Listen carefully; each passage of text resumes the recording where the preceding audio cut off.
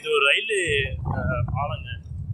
மக்கள் வந்து அடியில் இந்த பேருந்து வாகனங்கள் மக்கள் பயணிக்கிறதுக்கு மேலே இருந்து ரயில்வே தண்டவாளம் போயிட்டுருக்கு.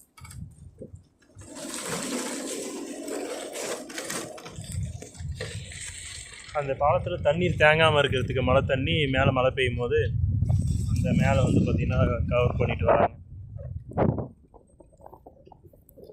இது கிராமங்கள், கிராம சாலையை பற்றி ஆல்ரெடி நம்ம நிறைய வீடியோஸ் போட்டிருப்போம்.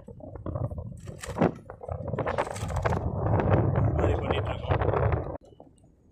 இந்த கிராமத்தில் இந்த சாலைகள்லாம் அமைக்கிறாங்க. ஆனால் அமைச்சதுக்கு முன்னாடி சைடில் வந்து பார்த்திங்கனாக்க நிறைய முள் புதார்கள், அந்த முள் புதார்கள்லாம் வந்து அவ்வப்போது வந்து பார்த்திங்கனாக்கா க்ளீன் பண்ணணும்.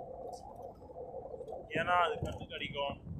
திடீர்னு வந்து ஒரு பேருந்தோ இல்லை ஒரு பள்ளி வாகனம் ஏதோ ஒன்று வருதுனாக்க இருசக்கர வாகனத்தில் செல்றவங்க இல்லை மாணவர்கள் யாராவது மிதிவண்டியில் செல்றவங்கலாம் வந்து அந்த மண் சாலையில் போனாங்கன்னா, தார் சாலையிலேருந்து மண் சாலைக்கு போகும்போது பாருங்களேன், இடம் இருக்கா பாருங்கள். திடீர்னு ஒதுங்கினாங்கனாக்க அந்த முள்ளுலேயே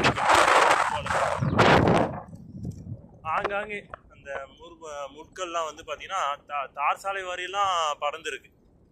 இந்த மாதிரி இதெல்லாம் வந்து பார்த்திங்கன்னா பராமரிக்கணும்.